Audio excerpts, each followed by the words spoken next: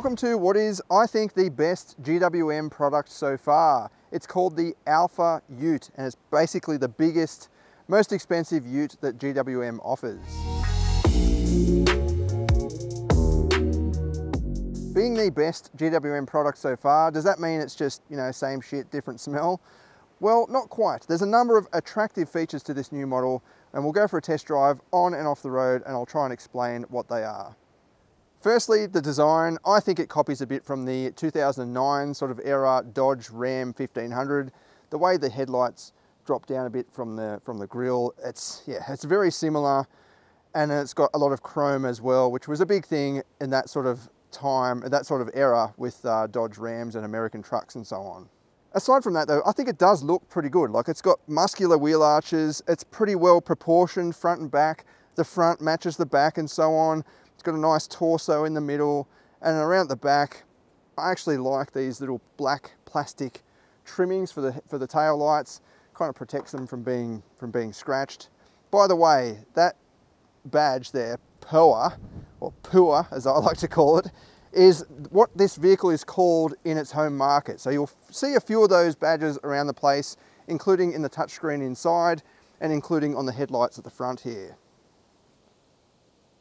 Right in the center is that huge Vodafone style of badge, and then a little vent up the top here, which is a fake vent, which is a little bit disappointing, but a lot of modern vehicles have fake vents these days. Design is always a subjective thing, so everyone's just got their own opinion, but yeah, I think it looks all right. I think it looks pretty good. It looks modern, it looks tough. It's kind of blends everything that you want from a dual cab ute like this. By the way, in Australia, we just call this a ute. It might be called a pickup truck in other markets. And I know the ute traditionally comes from a Ford Falcon, that sedan-based model with a tray on the back. But yeah, in Australia, it's a generic term that basically means any vehicle that has a tub or tray on the back. Before we get into the drive though, I just want to go over some facts. So this is not my opinion, these are just facts. The price is $51,990 drive away, or we'll just say $52,000 drive away. That's, that's pretty good, especially for a model that's packaged as well as this. To get the same sort of equipment, you'd have to be looking at the top, or at least the upper spec variants of the common rivals. But this is the base model Lux. You can step up to the Ultra for $58,000. That's starting to get up there. You can get a Triton GSR for $64,000. That's excluding on-road costs though, so you got to add another, 3 or 4 grand on top of that. But then the top spec Ultra Hybrid is $65,000 drive away. That's basically the price of a Triton GSR. You can also get a pretty high spec D-Max for that sort of money, or thereabouts anyway. In terms of overall value from those price tags, this is definitely very good. It's got a lot of features, luxuries and so on. The powertrain lets it down a little bit. There's nothing that really stands out with this powertrain compared with the rivals, especially the top spec rivals, like the V6 Ranger. That is quite a lot more expensive, which I'll get to in a second. But yeah, in overall value, I think this is pretty good. That's not including resale though. So GWM doesn't have the best history in Australia. I don't mean the best, that's probably not the right word. It doesn't have a long-term history in Australia. So you can't really judge overall resale and reliability that well yet. But if you look on some of the used car sales sites out there, including ones that have an official sort of resale value, so that's what people have actually sold the vehicles for, GWM historically doesn't fare that well against some of the more established rivals. This also comes with a 7-year unlimited kilometre warranty, so you do have to factor that in with the price. Not many other vehicles can beat that. The LDV offers 7 years as well, but most of the rivals offer 5 years. The upcoming Kia Tasman will probably offer 7 years as well. This is bigger than the normal Cannon ute. I'm just going over the specs here. It's 35 millimeters longer than the Cannon ute, which tells you a bit actually that the Cannon is pretty big itself. But if you compare it against a Ford Ranger Wildtrak, this is 75 millimeters longer, 73 millimeters wider, and 38 millimeters taller. And the Ranger is, that's a pretty big ute, excluding the big American pickup trucks and so on. I'm just talking exclusively about 4-cylinder diesel style of 4x4 utes like this. So if you need something big, or you just like big utes, then this is pretty much near the top of the class. In terms of the engine, this is a new unit, at least for Australia. 2.4 turbo diesel 4-cylinder. The outputs, or all the specs actually, aren't that impressive if you compare it against the rivals. So this is, again, not my opinion, this is just facts if you look at the figures. 135 kilowatts, 480 Newton meters. So the new Triton produces 150 kilowatts from the same 2.4 litre capacity, but it is slightly down on torque. This is 480, the Triton is 470. So it's actually not too bad for torque against that. But if you look at the Hilux and the Ranger, the 2.8 Hilux, 150 kilowatts, 500 Newton meters. If you look at the 2 litre Ranger, that's just over 150 kilowatts and 500 Newton meters. So it's not that good in terms of power output. And then when you look at the vehicle weight, so this weighs just under 2.5 tons, which makes it one of the heaviest in its class. Stack up that low power with the heavy weight, it's not very quick. You'll see later on in the performance test, it's one of the slowest in this specific class, again excluding the big American pickup trucks. Fuel economy is 8.9 litres per 100 kilometres. That's actually better than the Cannon, which is rated at 9.4, but that is low compared with models like the Hilux at 7.9, the D-Max 8 litres per 100, the Triton 7.7. This is a little bit different though, because this is full-time four-wheel drive. There's no rear-wheel drive mode like most of the rivals. That's both good and bad, because it means you can drive it on the tarmac with all-wheel drive or four-wheel drive, unlike most rivals except the Triton and the V6 Ranger. So you do have that, that's a plus. You could take this down to the snow or something like that and be able to just drive it on the highways and things in icy conditions. But then that means fuel consumption does suffer because it's trying to turn all four wheels instead of just the two back ones. What also suffers is the emissions output. So not only from the four-wheel drive system, but the engine being kind of down on power and so on, and lacking technology suggests this as well. The average output is 234 grams per kilometre. So just to compare that against some of the rivals, a V6 Ranger, so that's a V6 diesel Ranger, is 222. The D-Max 3 litre big capacity is 207, but the absolute best is the Ranger with the bi-turbo 2 litre 4-cylinder. That's rated at just 7.2 litres per 100 kilometres, and the emissions output is 189. These figures might not mean much to private buyers, but I know a lot of the fleet companies out there, they require a set emissions. I'll give you a real world example. One of my mates is a spray painter, is now a sales rep for one of the big paint companies, and he has a company car, and he had to pick between a car just not that long ago, and it had to produce less than 200 grams per kilometre.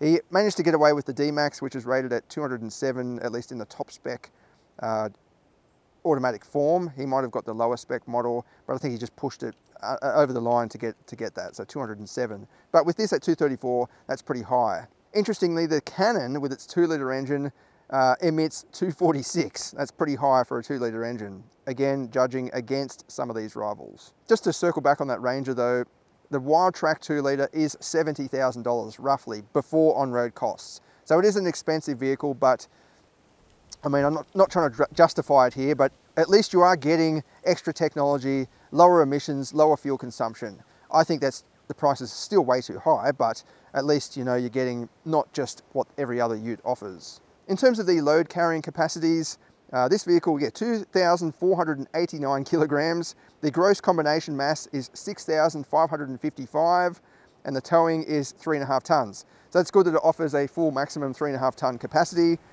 If you calculate minus the curb weight from that gross combination mass, as well as the 3.5 tons, it leaves you with 566 kilograms of leftover payload, which is decent. If you compare it against many of the rivals, they'll offer a bit less. For example, that Ranger Wild Track with the V6 offers 512 kilograms of leftover capacity. So with this at slightly higher than that, that's very good. This does offer a damped tailgate as well. And it kind of catches it at the start and then lets it go towards the end. But anyway, it's better than it just crashing down from the very start. It's just got one damper on the left side. And you do have some hooks at the back and at the front.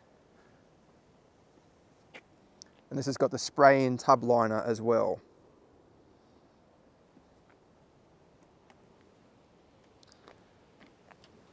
It's a pretty light tailgate to lift up. I don't think that damper actually helps, but it just feels, the geometry of it must help. It just feels not too heavy to lift up, even with one hand. Then you do have a pretty much full width step all the way across with some It is just plastic. It'd be nice if that was rubber. So it offers true anti-slip surface, but it does extend all the way down the middle, and you've got a little light there for the number plate. And then lastly, in terms of the facts and figures, ground clearance is rated at 224 millimeters, which is not that impressive. Some of the rivals offer 240, so 224, yeah, it's not that good, but at the same time, it's not the worst. I think the Musso is slightly under that, so you might need to fit an aftermarket kit or something if you are planning on serious off-roading. The approach angle is 28.5 degrees, which is not too bad. The departure angle is 23. Again, not too bad for this class, for this style of vehicle.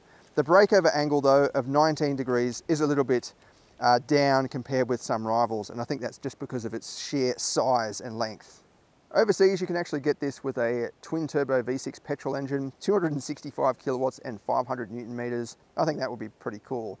It also comes with 48 volt mild hybrid technology, which should help with overall efficiency. And then inside, I think is probably the best part of the vehicle.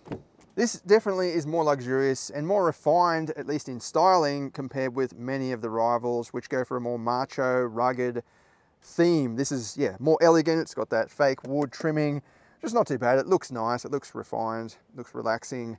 You've got metallic buttons down there, some buttons for the climate control, which is great, and a nice big touchscreen. Fully digital instrument cluster, which some vehicles, or a lot of the rivals, don't offer yet, but they will going forward. And you've got twin cup holders. You've actually got an adjustable tray in the middle there. Nice big center console box. And then some storage underneath as well. The driving position is good. You've got full adjustment from the steering column, including in and out, which is great to see. But yeah, it feels like a refined, luxurious place in here. Cabin acoustics are pretty good as well. There's no echoing, and it's quite windy outside, but I can't really hear it. Yeah, it's definitely a standout in this class. Very nice cabin. And then in the back, sorry, I've just got some dirty boots. Now, I do look after these cars. You might not think so, but I bring my own mat and everything. In the back, yeah, you've got decent headroom. You've got a center console with cup holders that pop out. Little tray in the middle there as well. And climate vents with charging ports lower down. You've also got pockets in both seats. And nice big chunky grab handles on both sides and on the ceiling. And along the door trims, we've got some of that awesome piano black trimming. So manufacturers love this stuff. I'm not sure why, because it just gets scratched and it gets mucky pretty quickly, especially in high traffic areas like this, where you're going to be fiddling with the power window switch. You've got bottle holders in the doors. It's actually got a little partition there to separate it. You could probably fit 2 bottles in there. One area I definitely don't like about the rear is this massive piece of panel for the door. Sorry, the sun's right in your face, but basically the door wraps right around for that C-pillar. You've just got to get used to it, because you grab the door handle here like you would in a typical ute, and this swings out and comes very close to smacking your face off. So you've just got to get used to that panel sticking right out. I'm not sure why it's like that. I mean, it's kind of, that sun, it's kind of aerodynamic, I guess, when you've got the door shut, because it means there's no join line like this. So you don't have that at all. The air just flows straight around, which is kind of good. Almost tripped over my own shoes, which is kind of good, but yeah, you've just got to be careful of that. It doesn't smack you in the face, and it sticks out a bit further the higher up, so it's perfectly positioned for your head. Just to quickly show you, plenty of room. I'm only 170 centimeters, so it's almost pointless me saying that it's got plenty of room, but I think even if you're a lot taller, you still have plenty of clearance, including leg room. So far, this is a pretty good vehicle. There are some negative aspects, as there are with all vehicles. I'm a journalist, I'm reviewing this vehicle. This is not a paid advertorial, so I'm going to critique some areas as I would with any other vehicle brand. If you were doing some sort of point scoring system, the positives would outweigh the negatives so far. But we'll go for a bit of a drive now. We'll go on a winding road as well as on the highway, and then we'll hit the dirt and see how it goes. There is the hybrid as well, which I'm testing next week, but I'll save that for I'll do a separate video of that. I'll include comments on the diesel in that video. So if you are sitting on the fence, you're not sure whether to go with the hybrid, I'll talk about the hybrid system in that video, but I'll also mention if I would choose the hybrid over the diesel. Just before we get going, this vehicle does come with lots of safety systems, including a driver monitoring camera. Most of these are incredibly annoying in my opinion, not just for the GWM Alpha, but for a lot of vehicles that are out at the moment. But I will say that some of these technologies, particularly that camera, does seem a bit sensitive compared with some of the rivals. Like, that'll go off pretty much constantly while I'm sitting here facing straight ahead and just, yeah, focusing on driving. It especially doesn't like it if you're talking or having a conversation with the person next to you, or moving your hands around. It definitely doesn't like that, which, you know, it kind of just ruins the experience a little bit, and I don't think it actually adds safety, because that just keeps going off to the point where I'm like, you know what, I'm turning it off and it's not looking at me at all, so then it doesn't provide any so-called safety anyway. I think they really need to work on that, not just GWM, but all brands. They need to get together and say, look, ANCAP wants this camera here, but there's got to be a better way to do it, because, yeah, at the moment, it's just ridiculous. Fortunately, you can turn all of this stuff off. The driver monitoring camera is pretty easy. I just hit the car symbol there, and then straight away in the in-vehicle section, it'll come up with the driver monitoring system. Bang, turn it off. It also has lane keep assist, which I'll leave on just to show you for the start. I find it a bit too intrusive, but I'll just show you what I mean. Again, you can turn that off, and it does stay off. This part does anyway. Lane assist, that stays off when you turn the vehicle off and turn it back on again, which is great. I'll just show you. Fully reset the car, and then that's still off. That's great. Also, what's still off is the stop-start system. Now, I don't know what the rules are for that, but I thought that had to be turned back on by default. It had to come back on every time you start the vehicle. Whereas in this, I've had it for almost a week now, and, you know, overnight, locked it up, whatever, come back out in the morning, that is still off, which is, I mean, it's great, but I'm not sure if that's actually the way it's meant to be.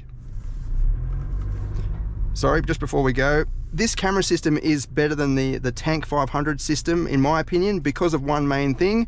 You hit clear chassis and you can see the wheels, they're nice and bold, whereas in the Tank they were a bit faded and you couldn't quite see where exactly the wheels were. And then once you start driving, that grey box disappears completely, so you can see what you've just driven over. Basically, you can see exactly where the wheels are on the terrain, which is great. The Tank 500 didn't do that. It just had that grey box around it all the time. I mean, unless there was some setting in there or something that I missed, it wasn't obviously available that I could turn that grey box off. The grey box is there when you've got the vehicle graphic, but as soon as you go to that clear chassis, it starts to disappear as you drive. So it's obviously reading the surface in front of you, then it's completely gone once you're driving. I think that's awesome. When you're going off-road, you can see exactly where the wheels are. If there was a big rock there or something, I would be, oh yeah, I'm getting close to that. You can also go to the side view, so you can see exactly what the camera is seeing from that side mirror. And you've also got another view there that tells you both sides as well. Like with the Tank 500, the technology is great. I think GWM is definitely kicking goals in terms of technology. So on the road, we've got a country road here with no lane markings at all, so no painted lines. The lane keep assist system is very confused. It's constantly going off because it's trying to read where the lane is. And in fact, if I turn the lane assist back on, it tries to steer the vehicle and it actually puts it on the wrong side of the road. So I'll just let it go, and it's putting me on the wrong side of the road because it doesn't know where the vehicle should be because there's no painted lines. I don't think that's a good way to go about that. If it can't read the road, then it shouldn't try to steer the vehicle, you know. It should just turn itself off, or, you know, just say unable to read the road conditions. It shouldn't direct me into what could be oncoming traffic. So that's why I just turn this off, because I don't think it provides any assistance whatsoever. The emergency lane assist just comes on as it suggests, as an emergency. So if you start veering off the road, it'll kind of pull back onto the road, but it's still going off constantly on country roads like this. On rough roads, the suspension is pretty jiggly, as most vehicles in this class. You know, they're all pretty jiggly, or you could say half of them are quite jiggly. So this is not, you know, getting any demerit points for being like that, but yeah, it is pretty firm with nothing in the back. Put something in the back and it probably will soften up a bit and become more comfortable.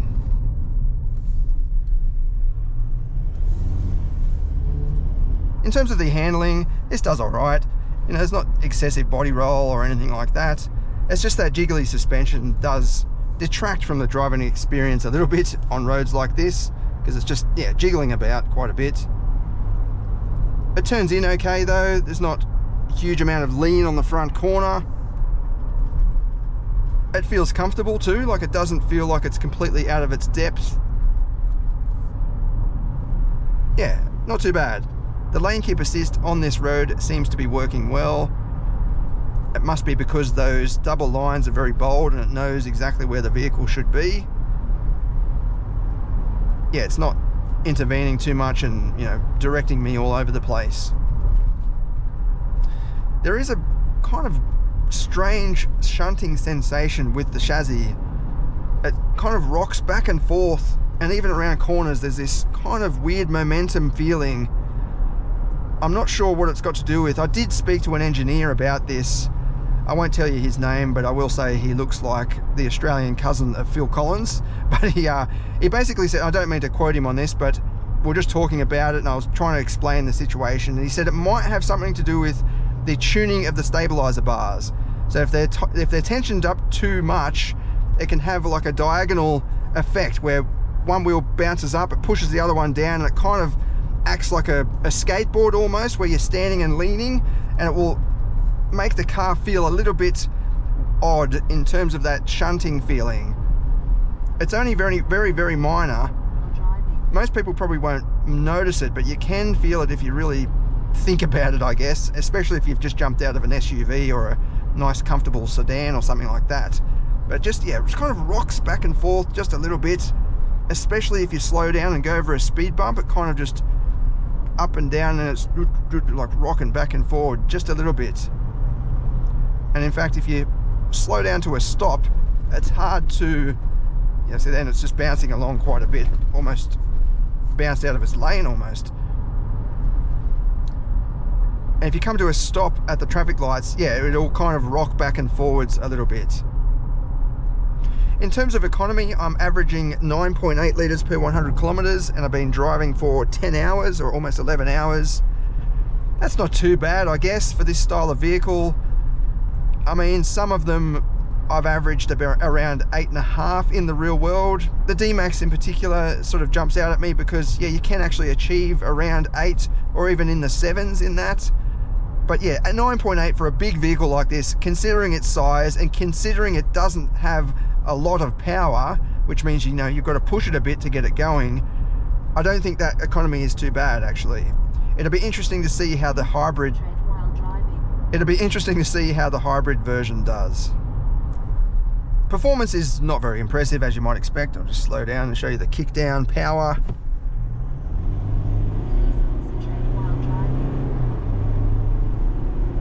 It's, yeah, very gradually picking up speed. It's not the quickest one out there, that's for sure.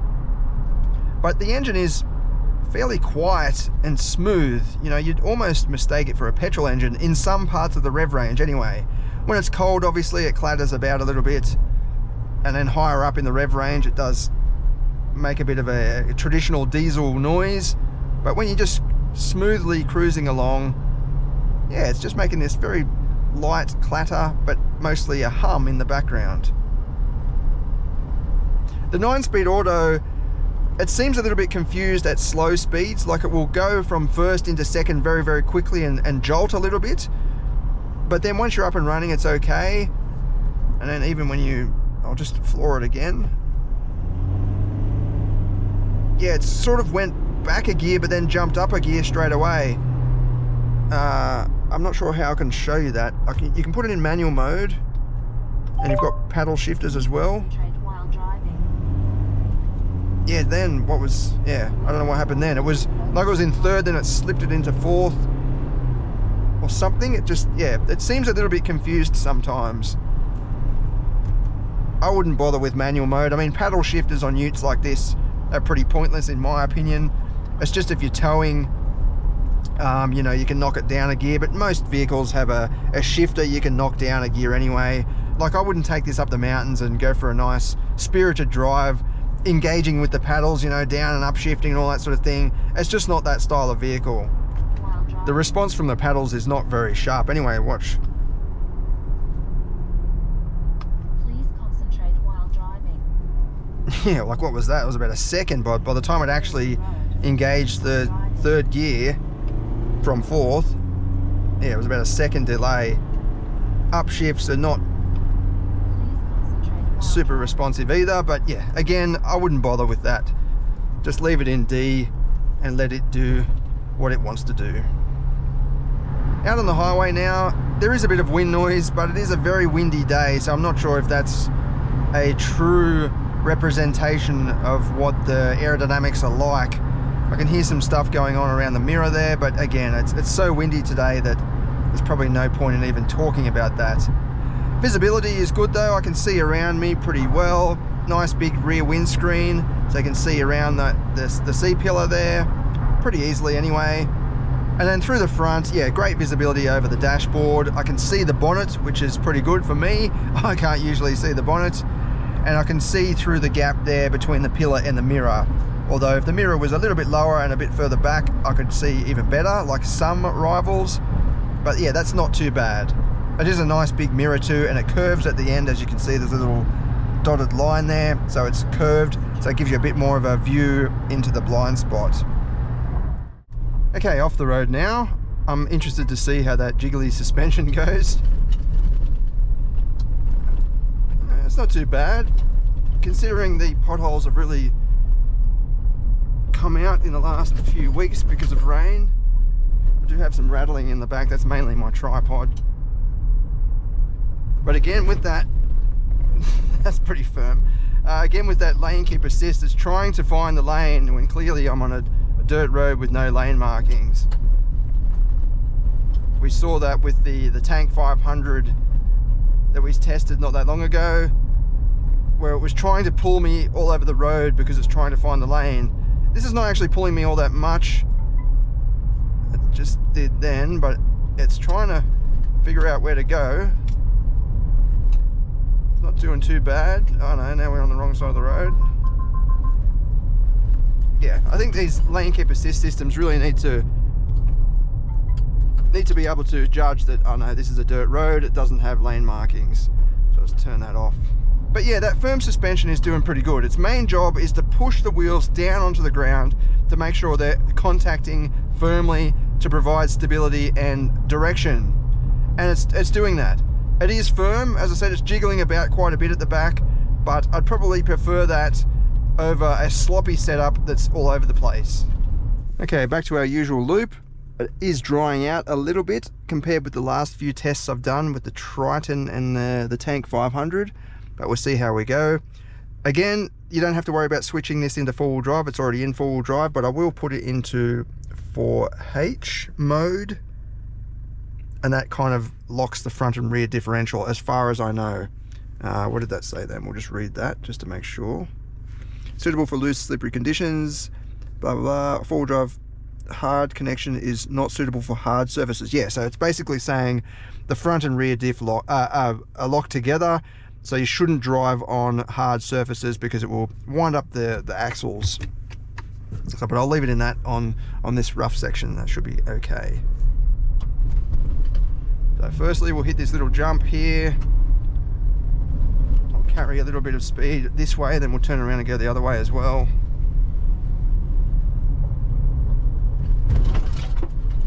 That was not too bad actually. It didn't continue bouncing. There was a bit of a noise as it hit that little rock. I'll turn around. Yeah, see, as I'm turning around now, it's like it's got a locker. Going back the other way now.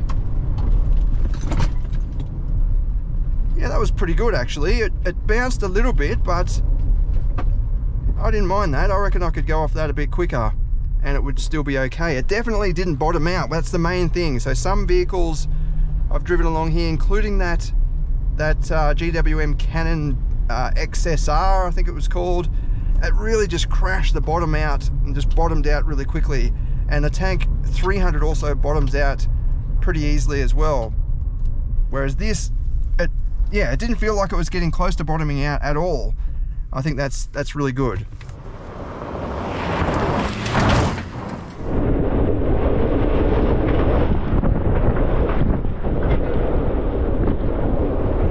as I said before, you know, going off jumps is not a part of a regular driving routine, but I like to do this because it tells me how heavy duty it is. So when you load it up, put a caravan on the back or something, you know, is it going to sag down? Is it going to bounce all over the place if you do accidentally hit a pothole or something like that? But I think this is doing okay. It is pretty firm, but I'd probably rather that for a vehicle like this, anyway, not for a family sedan or something, but I'd rather a firm setup that's able to withstand a bit of abuse, because when you do load it up, it means it's going to be able to handle it, or more likely be able to handle it. Through the first of the little bog holes, no problem at all, didn't scrape out. That was easy. Okay, through the...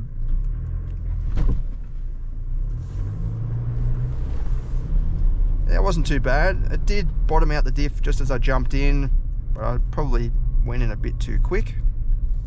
I've got the traction control turned off, but just see, because in the Tank 500, even in low range, it seemed to stay on, like not straight away, like it would be delayed, the response of the traction control would be delayed, but it's still grabbing the wheels, which I don't think is ideal when you're off-roading. So we'll see what this does. It's not quite as wet as last time, but it's still wet enough that it will probably be quite slippery.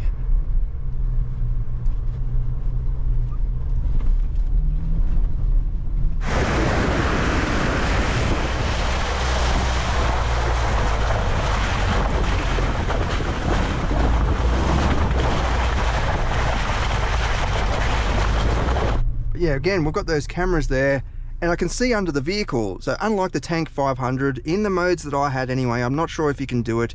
I tried to look around, but anyway, you can see under the vehicle and you can see clearly where the tires are. Just try and get that side view so you can see where the tire is going. But it doesn't have that full surround. Oh, here we go. So we can move around and actually see where the vehicle is. That's an awesome setup, because when you're four-wheel driving, you might not be able to see over a crest or something, whereas with this you've got a bit of an idea of what's coming up, and you know, if there's a rock or something in the middle of the road and you're not sure if you're missing it, say there's a rock right there near the wheel, you know, just to steer around it a little bit. I think that's an awesome setup. Let's continue on.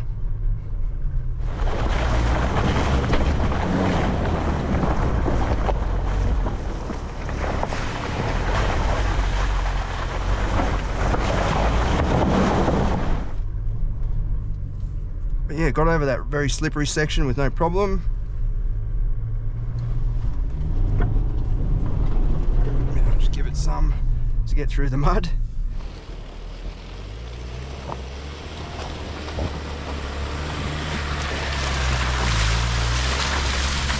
Yeah, that done really well. That didn't scrub out, it didn't slow down, it didn't get bogged like the Tank 500 did. Like, it just kept spinning the wheels. That just kept barging on. Again though, it is slightly drier than last time, but still very wet. Like, look through here, we've got a lot of mud. We'll see how it goes all through here.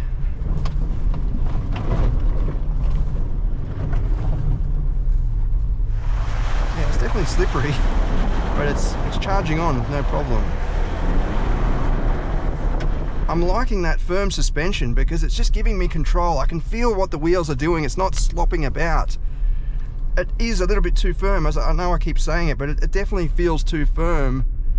But in conditions like this, it's great. I think I would probably upgrade the suspension even so, just with something, I don't know, a bit more reputable, I guess, or, you know, spring package that's with a company that's got a bit more experience. Let's see how we go through here. Yeah, this is just charging on with no problem at all. And actually that traction control light is not flickering like it did in the Tank 500. Yeah, I'm impressed. That's really good. That's had no problem at all getting through all of that. We'll do another loop just for something to do. I might go back the other way. I feel like I could almost go straight through the guts, but I won't. But look how deep that is. I'm not sure if you can see, but that looks extremely boggy. But this is just charging through. And I can go faster if I want to. It's not bogging down. and the stability control is not cutting in, which is great.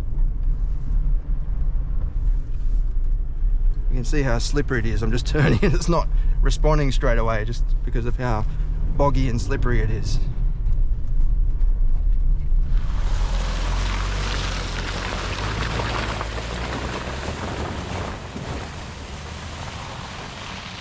That's awesome. I think that's done really well. And considering this doesn't even have all-terrain tires on it. So it just goes to show that, you know, mechanical grip can be good as well as some of these advanced driver systems. I feel like this diesel does better off-road than the hybrid too, because the hybrid, that electric motor, it's instant power and it might be just too much that it causes wheel spin, whereas this diesel, you've got to actually wring its neck to get the most out of it. So when you're on very technical and slippery conditions like this, just applying a normal amount of throttle, you're not getting, you know, thousands of horsepower going through to the wheels. You're just getting that pretty weak figure, but still it helps you get through boggy stuff.